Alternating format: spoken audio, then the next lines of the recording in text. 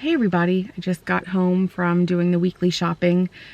I went by myself today, which was quite needed. I just needed to be alone and process the fact that it's September 11th, and with it being the 20th anniversary, it just kind of hit me this morning, and I just had to kind of work through some of the emotions of growing up in that time. But it was like, for me, that was the first time in my life that I realized that this idea of everybody loving America, because I was a kid and I loved America, and that's what I was taught, that we love America. And when you're a kid, you're self-centered and you think everybody thinks the way you think. For me, it was this very rude awakening that there's this whole world outside of the US, and a lot of people don't like America, and that for me was a hard pill to swallow. I think that's also why I've kind of tried to adapt a mentality of seeing things from all sides, and that I can believe what I believe and feel what I feel, and that might be right for me, but the next person might believe a certain way and feel a certain way, and that might be right for them. And I really can't tell them otherwise, because that's their belief, just like this is mine. So if we can find something to agree on, to meet in the middle, that middle part, that's the progress. While I was grocery shopping today, there's this woman who was sitting outside, and something just drew me to her. Like, I just needed to talk to her. And I sat next to her. I mean, we were socially distanced. I wore a mask, and we were far enough away, but I was still able to have a conversation with her. And I knew I was going into the store, so I asked her if I could get her something. And she said, "Oh, that would be wonderful, just anything." And I said, "Okay, well, I'll go get you something." And then we started talking about other stuff, and it was hard for her to communicate in German. And she ended up telling me that she's got 8 kids. She has 8 kids. And she was telling me how the 4-year-old is severely depressed. Heartbreaking. I ended up putting together a little bag of food for her to take home. I brought her this bag of food, and she just started crying. Just started crying. And she said to me, she said, "When I saw your face, I saw God." And then she put her hands up in the air as like she was saying thank you. And then she said that she hoped that God blessed me and my family. And we just started talking. I don't really talk about a lot of this stuff on the vlog, but I really do try to teach the kids that it's not our place to judge. It's only our place to love. And there's a lot of homelessness here in Berlin. There's a lot of need here in Berlin. And we see a lot. The kids see a lot. And they get a lot. They have never gone without food. They get things that they need. They wear clean clothes to school. When they wear out a pair of shoes, we buy them a new pair. I mean, there are a lot of things that we don't have that I would love to have. But we've got a full fridge. I've got a car full of groceries right now that I'm about to bring in and unload. And that is a huge, huge gift. And I was really, really glad that I met that woman today. Our encounter perhaps meant just as much to me as it did to her. All right, for dinner, we're having sushi. Oh, sushi. We made sushi. So everybody is outside right now. We arranged yesterday to do a fire pit outside in the garden with a couple of our neighbors, and we're gonna roast marshmallows with the kids. So we're gonna go do that, and it'll be really fun. I think the weather is supposed to hold out. It was supposed to rain, so we weren't really sure what we were gonna do, but I think the kids are outside. I think it's gonna be okay. So we'll make it work, but the weather's supposed to start changing. It's gonna start getting colder, so just kind of one last hoorah while the weather's warm.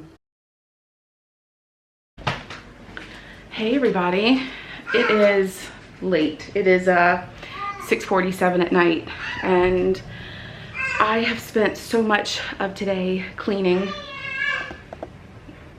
Doesn't look like it, but I have. I promise I have. Today with it being Sunday and it's been rainy and kind of gross, I figured today would be a good day to do a lot of organization. So like going through stuff, sorting stuff, tossing stuff. I don't know if it's just my family. What is in my hair? Piece of paper, cool. I don't know if it's just my family, but we accumulate so much stuff. Mail, just like things, like pieces to things, and don't know where the other piece is, so we just put it in a corner to save that piece, and then a few weeks pass and it hasn't been found, so it's like, toss it. I'm always cleaning. Is anyone else always cleaning? There are a lot of things that I know that I want in our next home that honestly it would be easiest just to build. I would have a mud room where kids come in and out, where we don't, like in the US, I want big windows in the living room, but I don't want inside-outside access from the living room. That needs to be somewhere else. It just gets too messy. So anyways, so we've been doing a lot of cleaning. Good morning, everybody. I hope you're doing well. It is Monday morning. Elliot and I are sitting here reading. Huh? You reading books? Yeah. So this is his favorite little corner, all of his little books. He likes looking at them, and I think his speech is starting to finally kind of catch on a little bit. You know, I've heard from several people, and I knew this as well, but it's like, it's always different when it's your own kid and you just start second guessing everything. They learn skills based on, it's all about survival. Kids learn the most essential skills first. It's not uncommon for like third babies to learn how to walk first, because that's essential. They have to physically be able to keep up with their older siblings, their pack members. So, I mean, Elliot was walking, took his first steps at like 8 months. He was full on walking at 9 months. And now he's like, oh yeah, I need to start working on some other skills too. So like in the last 2 weeks, he started saying, Mama, hi. He says hi. He's been saying hi. And Mama, can you say Mama? He's cooking, guys. But yeah, now he's starting to communicate more. He's doing it on his own, which is good. And he loves books. My goodness, we read so many books. Anywho, I might take him on a little walk in a little bit. Whoa. Whoa. Uh-oh. Can you say uh-oh? Uh-oh. That's right. What happens if you fit it like a puzzle, like that way? Do you see? What happens if you turn it? Yeah, close. There. What happens if you do like that? Where does the cake go? Where does it go? Where does it go? Do we put it in the oven? Look, in. You can put it in. What is... That's right, it goes moo. That's the cow. That's right, the pig goes. That's right. What does the owl say? That's right. Ooh, ooh, good job. That's right, that's what the piggy says. All right, Elliot just took his nap. And now I'm gonna sit on the sofa and give myself a little bit of a break. He's playing right now with some toys. He just had a little snack. So I'm just gonna let him play independently and just kind of entertain himself for a little bit. It came to my attention that apparently there's a bit of YouTube drama. There is some drama with a vlog mom who apparently was like, I didn't watch the vlog, I just heard about it and then saw a quick clip. So, you know, that's just my disclaimer here. Hi. Do you need me? Yeah. Yeah. Yeah. Yeah. You need me? You need me? Come here. We're having some snuggles. Yeah. So it's come to my attention that apparently this mom was vlogging during a very upsetting time for her child. The child was crying in the car, very distressed, upset. Not something that the mom did, but like something was going on, and so the child was upset and clearly upset and crying. And then while her child's crying, she's saying, okay, come closer to me. Now put your hand like this, pretend like you're doing this, pretend like you're crying. The child's like, but mom, I am crying. And rather than consoling her child, she's trying to get the child to pose for a video thumbnail. It was awkward to say the least, and it made me feel uncomfortable as a mom and also as a child, you know, to be in that sort of situation and being forced to pose for a thumbnail when you're obviously upset about something. It also made me feel incredibly grateful that I have incredibly strong boundaries about what we will and will not show. Callum and Linnea are past the age of emotional 2-year-old tantrums where they're figuring out what they feel. And I don't want anybody to think, well, those hard times must not happen because they're not in the vlog.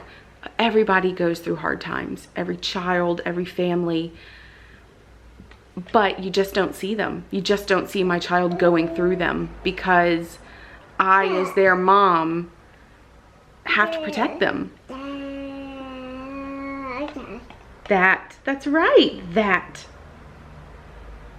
I'm gonna ignore him because he talks when I ignore him. That.